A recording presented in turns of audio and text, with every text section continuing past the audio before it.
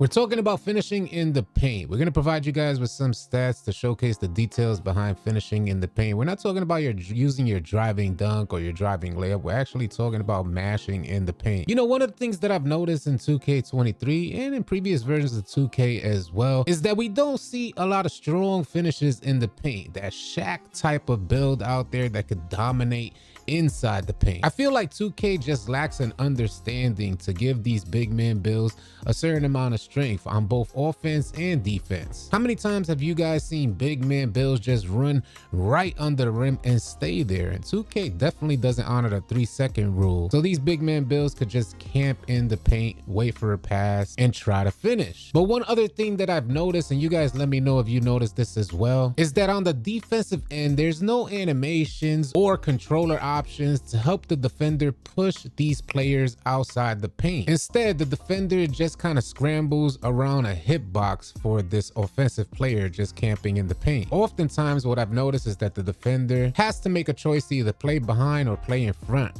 of that offensive player camped out. I just wish 2K would offer some off-ball animations, some off-ball battling down there in the paint for positioning. We finna get into all the stats for finishing in the paint, and you guys are probably gonna be shocked at the results that you see. But I gotta tell you, they're not too far off from the gameplay that I've personally been noticing on 2K23. And before we get into these stats, I just wanna let you guys know, man, I've been having a tremendous amount of fun with the Season 5 update. They surely made a huge adjustment to shooting, and I'm just loving the gameplay. I've noticed there's been way more steals as well. Although ball handlers still get away with a lot of mistakes, I have noticed a difference in the defense. How do you guys feel about the gameplay in Season 5? Sound off in the comment section below. I'd definitely like to hear your feedback. Now let's get into these stats. Finishing in the paint is not as easy as a lot of you guys would like to believe, and surely players on both sides of the fence can make tremendous arguments for finishing in the paint and interior defense. These stats that you see on screen should help you guys get a better understanding of what's actually happening in the paint for finishers and interior defenders. Starting from top to bottom, you see on the left side you have the height difference between the finisher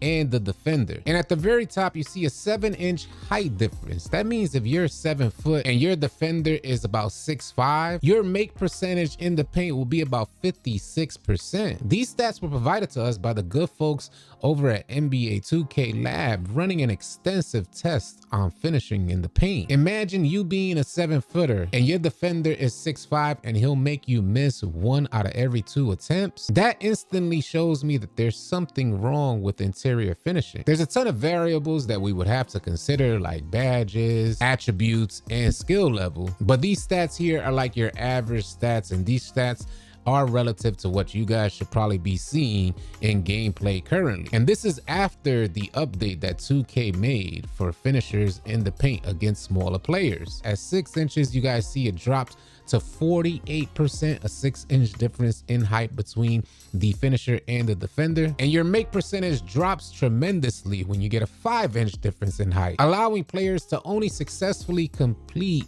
in the paint about 33% of the time. That's like if you're 7 foot and the defender is 6'7", you're only gonna complete about 1 out of 3 attempts. At 4 inches, it drops down to 30%. At 3 inches, another tremendous drop to 14%. A 2-inch height difference will drop your make percentage to about 10%. 1-inch height difference, 7%. And if the finisher and defender are about the same height, you will finish about 3% of the time. Now keep in mind, these are like rough numbers because you still got to consider all badges, all attributes, and skill level. Even considering that these are rough numbers, they seem to be really aligned with the gameplay that I'm seeing out there. Which side of the fence are you on? Are you a defender that's frustrated with interior defense, or are you a finisher that's frustrated with 2K not allowing you to finish stronger in the paint? It's almost like the standing dunk option is irrelevant. They are so far and few in between when you get that standing dunk animation. It's so frustrating to see a big man who just camps in the paint and they're satisfied with getting layup animations right under the rack. Even though the layup animation makes the player jump well over the rim, he still will lay the rock up instead of dunking the rock. I personally would like to see 2K get more in depth